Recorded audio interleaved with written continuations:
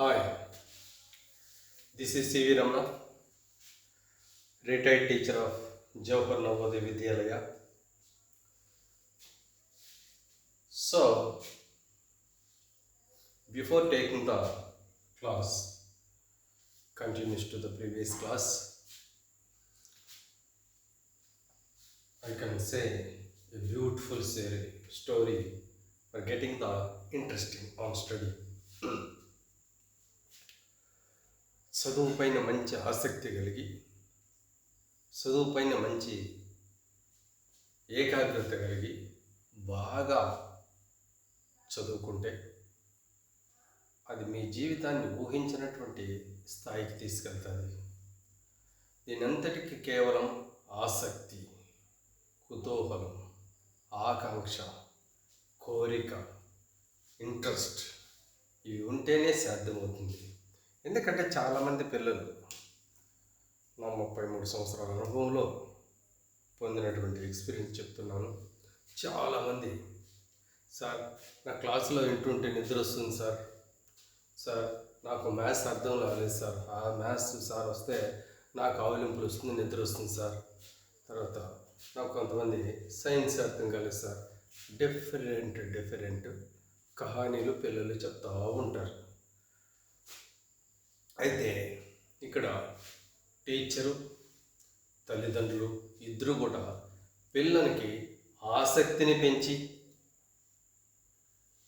మంచి చదువు పైన మంచి కుతూహలం పెంచి చక్కగా చదివించినట్లయితే అతను చాలా గొప్పోడయ్యే అవకాశం ఉంటుంది. అది కేవలం మన చేతిలోనే ఉంటుంది. డాక్టర్ కావాలన్నా, ఇంజనీర్ కావాలన్నా, కలెక్టర్ కావాలన్నా, ఎయిమ్స్ చదవాలన్నా, ఐఏఎం చదవాలన్నా, సిఏ చదవాలన్నా, ఐసీడబ్ల్యూ చదవాలన్నా, గొప్ప చదువు ఉంటాయి. గొప్ప వ్యక్తులు అవుతారు. కేవలం స్టార్టింగ్ పిల్లోడు ఎదుగుదలకు పునాది బాగా వేసినట్లయితే వాళ్ళు గొప్పలు అవుతారు. ఆసక్తి అనే దానిపైన చాలా స్టోరీస్ ఉన్నాయి. ఒక్క స్టోరీ చెప్తాను, వినండి.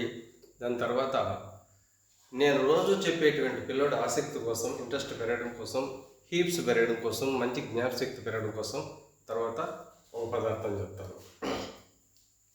మహాభారతం మీకు అందరికీ తెలుసు. మహాభారతంలో పాండవులకు, కౌరవులకు ద్రోణాచార్యుడు విద్య నేర్పిస్తూ ఉంటాడు. ద్రోణాచార్యుడు విద్య నేర్పించేటువంటి నేపథ్యంలో ప్రతిరోజు ద్రోణాచార్యుడు పిల్లవాళ్ళందరికీ, అక్కడ చదువుకునే పిల్లలకందరూ కూడా ఒక్కొక్క కుండిచ్చి దగ్గరలో ఉన్నటువంటి రివర్ ఉంటుంది, రివర్ దగ్గరికి వెళ్ళి నీళ్లు తీసుకురమ్మని చెప్తాడు. వాళ్ళతో పాటు తన కుమారుడైనటువంటి అశ్వత్థామ కూడా ఇచ్చే కుండ వాళ్ళ అంత కుండ కాకుండా చాలా చిన్న కుండ ఇస్తాడు. స్వార్థం ఏదైతేనేమి అతను చిన్న కుండ ఇస్తాడు. ఆ కుండ తీసుకొని నీళ్ళు చాలా చిన్న కుండ కాబట్టి అందరితో పాటు ఫాస్ట్గా, అందరికంటే ముందుగా ఫాస్ట్గా వెళ్ళిపోయి నీళ్ళు ముంచుకొని మరీ ఫాస్ట్గా తీసేసి వాళ్ళ నాయనకి ఇస్తాడు.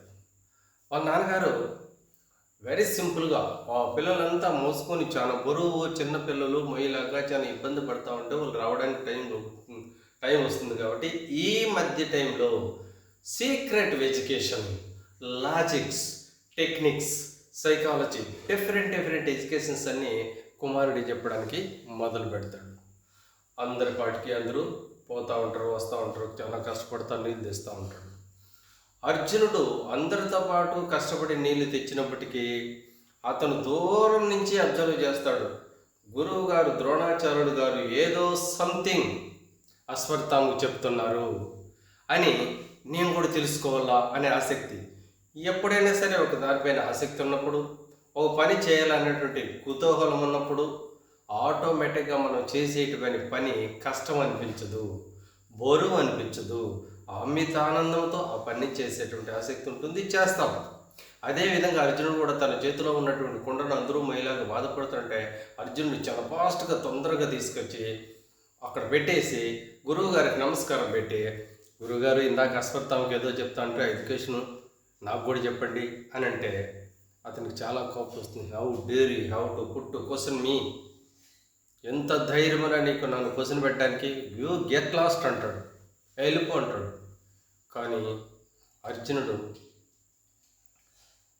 గురువు గారిని బాధ పెట్టానే, కోపడినానే, అట్లా అడిగి ఉండకూడదేమో అని పశ్చాత్తాపడు. ఆడు చూసుకోండి, జాగ్రత్తగా చాలా ఇంపార్టెంట్ పశ్చాత్తాపడుకుంటూ ఇంకోసారి అట్లా రిపీట్ చేయకూడదని టోటల్గా పాజిటివ్ థింకింగ్తో అతను బయట వచ్చేస్తాడు. అంత మాత్రాన ఆసక్తి తెలదు.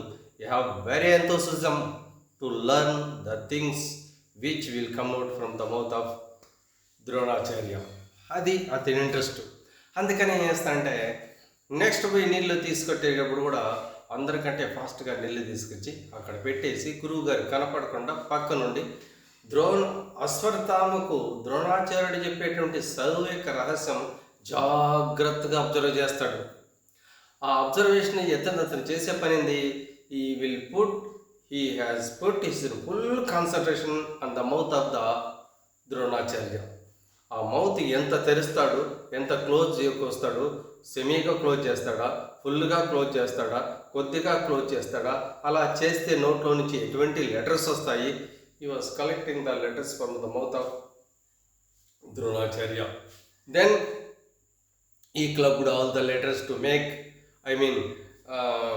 he made that words and sentences, and he made a beautiful story. After studying the story, he wondered this much of great education is there. How can I find it, whether it is correct or not? He has doubt. అతని doubt వచ్చింది, ఎట్లా ఇది correct, నేను ఏ విధంగా చూడాలి, కనుక్కోవాలి అని చెప్పి ఎవరికైనా చెప్తే గురువుగారు చెప్తారు. అక్కడి నుంచి ఎటువంటి కాన్సిక్వెన్స్ ఉంటుందో, ఆయన కోప్పడతాడేమో, ఏది వస్తుందో, బట్ ఎవరికి చెప్పడు. But he himself only has decided to learn to do the practical. ఎవరికి చెప్పకుండా నేనుగా ఒక ప్రాక్టికల్ చేయాలని చెప్పేసినాను. అతను ఏం చేస్తానంటే అందరూ పడుకొని నిద్రపోతుంటే రాత్రికి కటిక చీకటి వాళ్ళు ఉన్నటువంటి ప్రాంతానికి వచ్చే దూరంలో పక్కలో ఒక పెద్ద పొద ఉంటుంది. ఆ పొదలో నుంచి రాత్రి అరౌండ్ నైట్ 1 o'clock 1:30 ఆ ప్రాంతంలో ఒక శబ్దం వస్తుంది. కస్ కస్ కస్ అనే శబ్దం వస్తుంది. ద్రోణాచార్యుడు భయపడిపోయి చుట్టుపక్కల ఉన్నటువంటి స్టూడెంట్స్ లేపి, అరే ఏదో జంతువులు గింతులు మన టెంట్ పైన పడుతున్నాయి, పదాం అని చెప్పి అందరు లేపి అందరి చేతి కాగడాలు ఇచ్చి ఆ బుస్సు చుట్టుకోవటం నిలబెడతాడు. ఎక్కడా కనపడ్డు, పెద్ద బుస్సు. సరే ఏరే సిక్కలు తెప్పించి గొడవలు తెప్పించి అంతా కొట్టుకుంటా లోపల పోతే లోపల అర్జునుడు ఉంటాడు. తన జీవితంలో ఎప్పుడూ పొందినటువంటి ఆశ్చర్యాన్ని ద్రోణాచార్యుడు అప్పుడు పొందుతాడు. అర్జునుడా, ఇంత చిన్న పాలుడా, అసలు ఈ ఎడ్యుకేషన్ నేను చెప్పనే లేదే, ఎంత ధైర్యం వీనికి, ఎక్కడ వచ్చింది ఎడ్యుకేషను, ఏందిరా కథ అని చెప్పి ఆ అర్జునుడిని అడుగుతాడు. ఏంది, ఎవరు చెప్పారు నీకు ఎడ్యుకేషను, ఎక్కడ నేర్చుకున్నావు అని అంటే అతను వాస్తవం చెప్తాడు, నేను ఎక్కడ నేర్చుకోలేదు గురుగారు, మీ దగ్గర నేర్చుకున్నా, మీరు చెప్తే నేర్చుకున్నా. అంటే డోంట్ సే లై, అబద్ధం చెప్పొద్దు అని అంటే, లేదండి వాస్తవం, నేను ఎట్లా నేర్చుకుంటాను చెప్తాను అని చెప్పి అతను కొడుకు చెప్తా ఉంటే పక్క నుండి మీ దగ్గరికి వస్తే మీరు కోపడతారు కాబట్టి, మీకు కోపం తెప్పించడం నాకు ఇష్టం లేదు కాబట్టి, మీరు మీ పెదాల కదలికలు బట్టి, మీ నోరు కదలికలు బట్టి అది ఏ రేంజ్లో ఏ యాంగిల్లో మూవ్ అవుతుందో అబ్జర్వ్ చేసి లెటర్స్ తీసి వర్డ్స్ తయారు చేసి సెంటెన్స్ తయారు చేసి ఎస్ఏ తయారు చేసి after completion of the essay I have to test it whether it is correct or not అని చెప్పనుకొని నేను టెస్ట్ చేస్తున్నాను అంత మాత్రమే అని అంటే అతను చాలా ఆశ్చర్యపోతాడు. చాలా ఆశ్చర్యపోయి ఆ కొడుకును కూడా పక్కన పెట్టేసి అప్పుడే ప్రకటిస్తాడు, నీకున్నటువంటి ఆసక్తిని ఇంతవరకు ఎవరి దగ్గర చూడలేదు, ఈ ప్రపంచంలో మేటి విలికానిగా నిన్ను తీర్చిదిద్దాను, నీకు నేను మాటిస్తున్నాను, నాకు తెలిసిన ప్రతి విద్య నీకు చెప్తాను అని చెప్పి అర్జునుడు చెప్తాడు. అంటే ఇక్కడ ఏంటి జాగ్రత్తగా, అర్జునుడికి ద్రోణాచార్యుడు విద్య నేర్పనప్పటికీ అర్జునుడు చాలా ఆసక్తి కనపరిచి, చాలా ఇంట్రెస్ట్ కనపరిచి, చాలా కుతూహలం కనపరిచి జాగ్రత్తగా పక్క నుండి ప్రతిదీ ఆ నోటి మూమెంట్ని బట్టి, మౌత్ మూమెంట్ని బట్టి అంత లెటర్స్ చేసి సెంటెన్స్ వర్డ్స్ అంతా కలెక్ట్ చేసుకొని ఎస్సే తయారు చేసి ఆ ఎస్సే పైన అతను ప్రాక్టికల్ టెస్ట్ చేసి సక్సెస్ అయ్యి తన గురువు గారి ప్రేమను పొందాడు. గురువుగారి ప్రేమే కాదు, పరిపూర్ణమైన ప్రేమ, కొడుకు కంటే కూడా ఇతర పైన పొందాడు. ఇలాంటి మాటలే టీచర్స్, ఇలాంటి మాటలే తల్లిదండ్రులు ఇలాంటి ఆసక్తికరమైన అంశాలు వాళ్ళకి నేర్పి ఆ పిల్లలు కూడా ఎక్కడైనా లెసన్స్ వినేటప్పుడు లేదా క్లాసులో లెసన్స్ వినేటప్పుడు బాహ్య ప్రపంచాన్ని మొత్తం మర్చిపోయేసి టీచర్ చెప్పే మౌత్ పైన కాన్సన్ట్రేషన్ పెట్టి ఆ సబ్జెక్టు ఆ కాంటెంట్ అంతా జాగ్రత్తగా నేర్చుకోగలిగితే మీ పిల్లలు కూడా చాలా గొప్పలు అవుతారు. దీని కనెక్ట్గానే ప్రతిరోజు సాయంత్రం 7 గంటలు కానీ 8 గంటలు కానీ ఆ ప్రాంతంలో రాత్రి ఒక ఎండు ఖర్జూరు తీసుకొని ఒక సీడ్ తీసి పక్కన పడేసి అది నీళ్ళలో నానబెట్టి రాత్రంతా నానబెట్టి పొద్దున్నే పొరగడుపున మొంగడుకున్న తర్వాత ఆ జ్యూస్ తాగి ఆ పిప్పి తింటే అందులో 127% ఫాస్ఫరస్ ఉంటుంది. బాగా ఇక్కడ హీప్స్ డెవలప్ అవుతాయి, అవి టచ్లోకి వస్తాయి, ఏకాగ్రత వస్తుంది, మంచి మెమరీ పెరుగుతుంది. ఇలాంటి ఎక్సర్సైజ్లు ఇంకా చాలా చాలా ఉన్నాయి. ఇలాంటి ఎక్సర్సైజ్తోనే నవోదయ స్కూల్ పక్కన ఆకేపాడు రాజంపేటలో నేను కోచింగ్ కూడా ఇస్తున్నాను. ఆ కోచింగ్లో పిల్లలను చాలా బ్రహ్మాండంగా, అంటే దాదాపుగా బాగా చదివే పిల్లలకంతా ఎంతమంది చదివితే అంతమందికి సీట్ వస్తుంది నేనైతే గ్యారంటీ ఇవ్వలేను. కానీ అందరికీ నవోదయ సీటు రాకపోయినా కానీ నవోదయ బాగా చదివేటువంటి పిల్లలకి వస్తుంది. పొరపాటున ఎవరికైనా రాకపోయినా కానీ స్టాండర్డ్ ఫర్ ఎవర్, ఎంత స్టాండర్డ్ అంటే జీవితంలో మర్చిపోవాలి అంటే గొప్ప చదువు గొప్పలు అవుతారు, అందులో ఏమాత్రం సందేహం లేదు. దయచేసి నేను చెప్పినటువంటి ప్రతిరోజు నవ్వించడము, ప్రతిరోజు ఎండు ఖర్చును తినిపించడము, నేను స్టోరీ చెప్పించడము, ఇదంతా జాగ్రత్తగా పిల్లలకు నేర్పించాలని నా కోరిక. ఇప్పుడు సబ్జెక్ట్ లేకపోదాం. ఎస్టర్డే 3 అంశాలు చెప్పాను, దానికి కొనసాగింపుగా మిగతా అంశాలు చెప్తాను. సో 1, నేచురల్ నెంబర్స్ను ఎన్న చేత సూచిస్తారు. ఆ నేచురల్ నెంబర్స్ అన్ని ఈ విధంగా ఫ్లవర్ బ్రాకెట్లో పెడతారు. 1, 2, 3, 4 అండ్ సో ఇన్ఫినిటీ. ఇవి నేచురల్ నెంబర్స్. నేను చెప్పాను ఇక్కడ ఎగ్జామినేషన్లో ఆర్ఆర్బి కానీ, పిఓ కానీ, యూపీఎస్సి కానీ, ఎస్ఎస్సి కానీ, ఏపీపీఎస్సి కానీ ఇట్లా ఎగ్జామ్స్ రాయాలంటే ఎక్కడ పిల్లోడు కాన్సన్ట్రేషన్ చేయడు, ఎక్కడ దాన్ని జాగ్రత్తగా చదవడో దానిపైన అతను రీసెర్చ్ చేసి అక్కడే క్వశ్చన్లు ఇస్తాడు. ఎందుకంటే ఎక్కువ మందిని ఫిల్టర్ చేయాలి కాబట్టి. అందుకని ఈ చెప్పే విద్యలో కూడా ఏ ఒక్క పాయింట్ కూడా నేను మిస్ చేయకుండా చెప్తున్నా. ఒకవేళ పొరపాటు మిస్ చేస్తే చాలా బుక్స్ ఉంటాయి, రెఫర్ చేయండి. చాలా రెఫర్ చేసి ప్రతి పాయింట్ క్యాచ్ చేయడానికి ప్రయత్నం చేయండి. నేచురల్ నెంబర్లో నిన్న చెప్పిన నేచురల్ నెంబర్లో ఎన్నతో సూచిస్తారు, అది ఫ్లవర్ బ్రాకెట్లో పెడతారు. 1, 2, 3, 4 సో ఇన్ఫినిటీ వరకు నెంబర్లు ఉంటాయి. ఇవి నేచురల్ నెంబర్స్ అంటారు. ఈ నేచురల్ నెంబరు మినిమం నెంబర్, అతి చిన్న సంఖ్య. మినిమం నెంబర్ ఏదంటే చాలా ఇంపార్టెంట్, గుర్తుపెట్టుకోండి. Minimum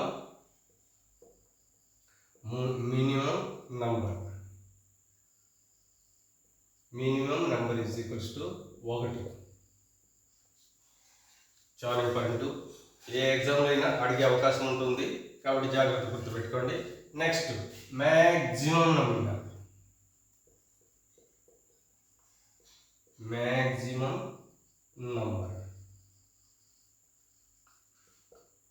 infinity.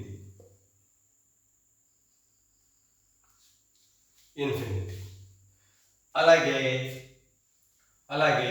హోల్ నెంబర్స్ గురించి ఆల్రెడీ చెప్పాను.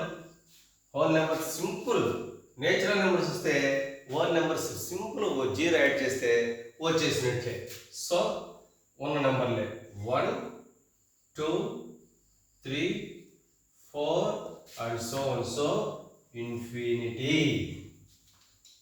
Flower bracket. ఏం సార్ దానికి హోల్ నెంబర్కు తేడా అంటే తేడా ఒకటే, 0 పెట్టినట్లయితే ఇది హోల్ నెంబర్స్ అవుతాయి, ఇవి నేచురల్ నెంబర్స్ అవుతాయి. హోల్ నెంబర్స్లో మినిమం నెంబర్ వచ్చేసి మినిమం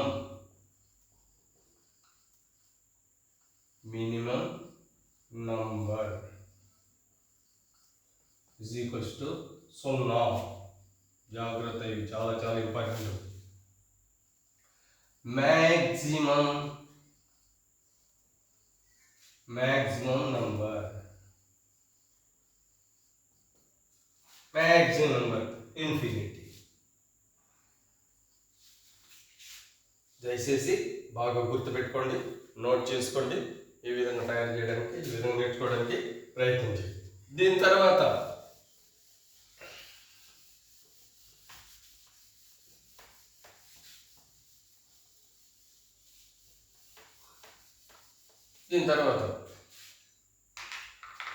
ఇంటీజర్స్.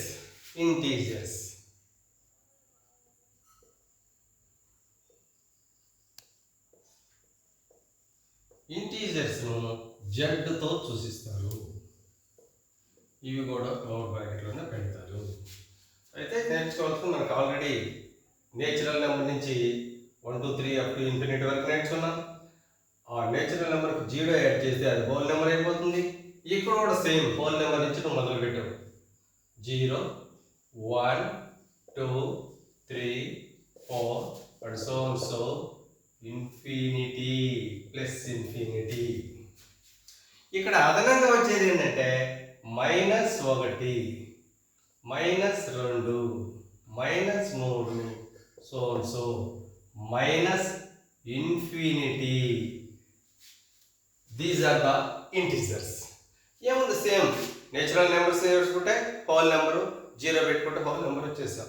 సేమ్ ఇంటిజర్స్ ఏముంది, హోల్ నెంబర్స్ అన్నీ రాసి దానికి ఆపోజిట్గా -1 -2 -3 -4 అప్ టు సో ఇన్ఫినిటీ రాస్తే ఇంటిజర్స్ వచ్చారు. ఈ విధంగా ఈజీగా పెట్టుకునేటువంటి విధానాన్ని నేర్చుకోండి.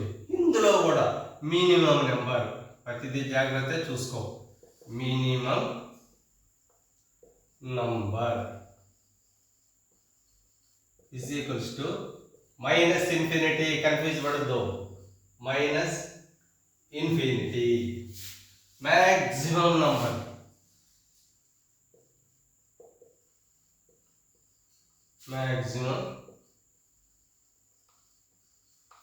number plus infinity. So integers numbers అన్ని చూస్తాం. Next minimum number, maximum number ప్రతిది కూడా గుర్తుపెట్టుకోండి. దీని తర్వాత నంబర్ సిస్టంలో రేషనల్ నంబర్స్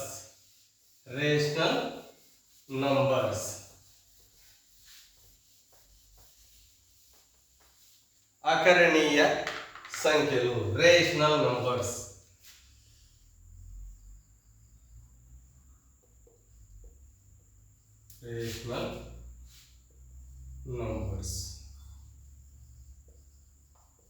అకరణీయ సంఖ్యలు. So rational numbers indicated by q and within the flower bracket p by q form. Q is not equals to 0. This is the basic knowledge for rational numbers. So p by form రూపంలో ఉండాలి. p by form రూపంలో ఉండాలి. ఈ q అనేది 0 కాకూడదు. వాటినన్నిటినీ rational numbers అంటారు. For example 2/5 pని 2గా భావించు, qను 5గా భావించు. మనం తీసుకునే ఫార్మేషన్ ప్రకారం సాటిస్ఫై అవుతుందో లేదంటే q is not equals to 0. q అనేది 0 కాకూడదు. ఈ 0 కాదు కదా, q ఇది q గా అనుకుంటే q 0 కాదు కదా. కాబట్టి this is the rational number. Of course it's the fraction, but now we are talking the whether it is the form of p or q. Okay, so rational number. Sometimes you will give 5 and ask me whether it is a rational number or not. Completely 100% is the rational number, because ఎక్కడైతే నీకు number ఇస్తాడో ఆ number కింద ఏమీ లేనప్పుడు numerator denominator అనే టైప్లో ఇక్కడ 1 పెట్టుకోవచ్చు. ఇప్పుడు జాగ్రత్తగా ఇది p అవుతుంది, ఇది q అవుతుంది. q 0 కాకూడదు, కాలేదు కదా. కాబట్టి this is also 5 also rational number. Some times suppose 36 root ఇస్తాడు. You will ask this one also whether it is rational number or not.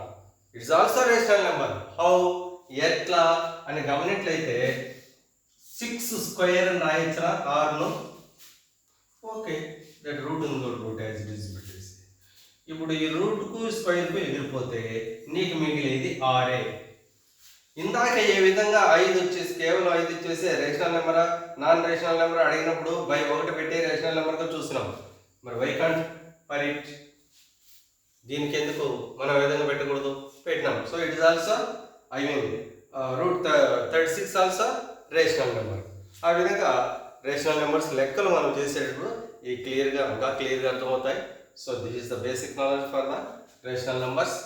And then we have to move irrational numbers. irrational numbers.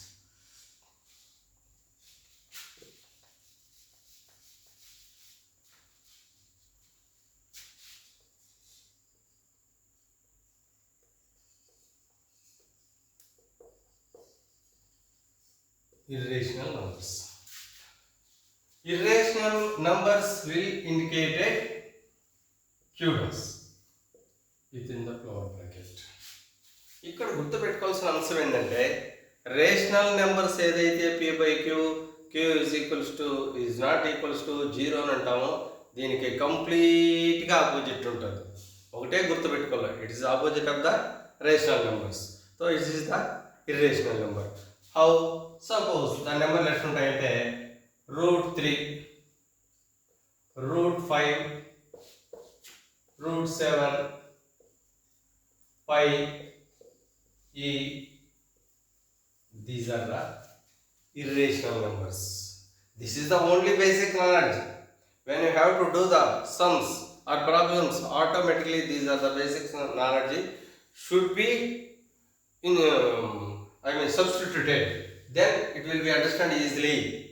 So these are the irrational numbers. Okay. Then come to the numbering system. In the numbering system, mainly numbers are two types. One is the even number. One is the even number. Second one is the odd number.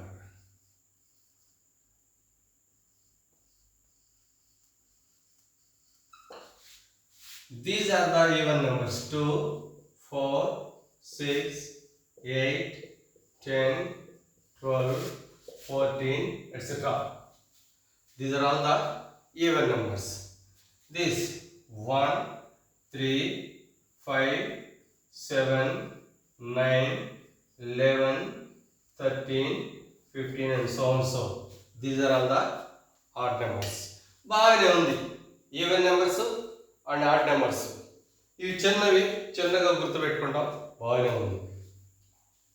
In the ఎగ్జామినేషన్లో, in the competitive ఎగ్జామినేషన్లో you will give this much of number, పెద్ద number ఇస్తాడు. దాన్ని even number ఎట్టు గుర్తుపెట్టుకోవాలి, odd number ఎట్టు గుర్తుపెట్టుకోవాలి అంటే దానికి ఒక సిస్టమ్ ఏంటంటే, దానికి ఉన్న లాజిక్ ఏంటంటే, నువ్వు ఏదైనా ఒక నెంబర్ తీసుకొని ఆ నెంబర్ 2 చేత డివిజిబుల్ అయితే, 2 చేత భాగించబడితే, రిమైండ్ 0 వస్తే that number belongs to even number. For example take 4. 4ను 2తో భాగిస్తే 2 2 జా 4, 0. So here remainder is 0. Remainder should be 0. Then automatically the number belongs to even number. Okay. Then come to 8. Take 2. For each and every one, 2. 2 4 ja 8. Remainder is 0. So it belongs to even number. Similarly, when 14 also, suppose 14, you take 14. 2 7 ja 14. Remainder is 0. This number is even number. అర్థమైందా? Even అంటే నీకు ఇచ్చినటువంటి నంబర్లో ఏ number అయినా 2 చేత భాగించబడి శేషము 0 వస్తే ఆ number even number అవుతుంది. ఎంత పెద్ద నెంబర్ అయినా సరే. ఇది కాకుండా సార్ ఒక పెద్ద నెంబర్ ఇస్తే చేసుకుంటా పోతే చాలా టైం తీసుకుంటుంది, ఇబ్బందిగా ఉంటుంది సార్, ఏమన్నా ట్రిక్ ఉందా, ఏమన్నా లాజిక్ ఉందా అంటే ఉంది. 0, 2, 4, 6, 8 ఇవన్నీ చేసుకో, అవసరం లేదు. ఎప్పుడైనా నీకు ఇచ్చినటువంటి నంబర్లో లాస్ట్ ఎంత పెద్ద నెంబర్ అయినా పర్వాలేదు, లాస్ట్లో 0 కానీ లేదా 2 కానీ లేదా 4 కానీ లేదా 6 కానీ 8 కానీ ఉన్నట్టయితే ఆ నెంబరు ఈవెన్ నెంబర్ అవుతుంది. For example suppose big number 9 8 4 2 8 4 2 8 6 7 2 అనుకుందాం. నీ ఇష్టం. 2 కాకపోతే 6 అనుకో, కాకపోతే 8 అనుకో, లాస్ట్లో ఏదైనా సరే. అది ఇంత పెద్ద నెంబర్ కదా, అబ్బా దీన్నంతా వీసి 2 చేతులు భాగించి కనుక్కోవాలంటే కొంచెం టైం తీసుకుంటుంది అని నువ్వు భావిస్తే లాస్ట్లో చూసుకో, 0 ఉందా, 0 వచ్చిందా, అది ఈవెన్ నెంబరే. లాస్ట్ 2 వచ్చిందా, ఈవెన్ నెంబరే. లాస్ట్ 4 వచ్చిందా, ఈవెన్ నెంబరే. లాస్ట్ 6 వచ్చిందా, ఈవెన్ నెంబరే. లాస్ట్ 8 వచ్చిందా, ఈవెన్ నెంబరే. This is the good way to find the even number. Next come to odd number. Odd numbers already ఇక్కడ రాసి పెట్టాను నేను. ఇది కూడా అంతే. ఆడ్ నెంబర్లు ఇచ్చిన చిన్న నెంబర్ సార్, ఒకవేళ పెద్ద నెంబర్ ఇస్తే ఎట్లా సార్ అంటే, ఈ రోజు సేమ్ మెథడ్. నీకు ఏ నెంబర్ కావాలో ఆ నెంబర్ తీసుకొని ఆ నెంబర్ను నువ్వు 2 చేత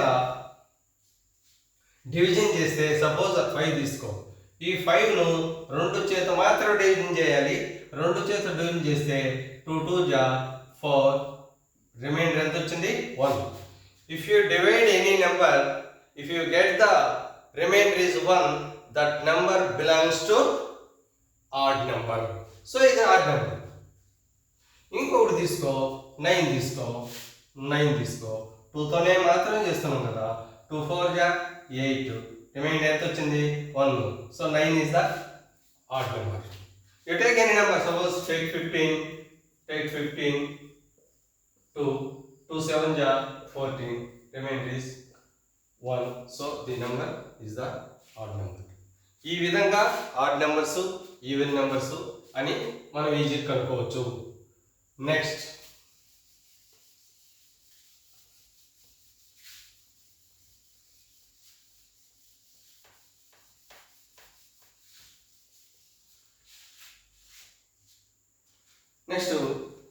ఆడ్ నెంబర్స్, ఈవెన్ నెంబర్స్ అయిపోయిన తర్వాత ఇంకా ఈ సిస్టంలో ఏముందంటే ఫ్యాక్టర్స్ ఉన్నాయి. ఫ్యాక్టర్స్ జాగ్రత్త గుర్తుపెట్టుకోండి. నెక్స్ట్ ఫ్యాక్టర్స్ అంటే కారణాంకాలు.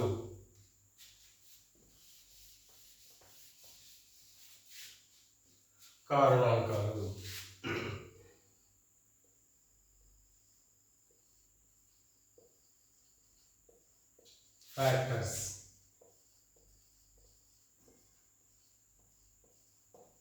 కారణాంకాలు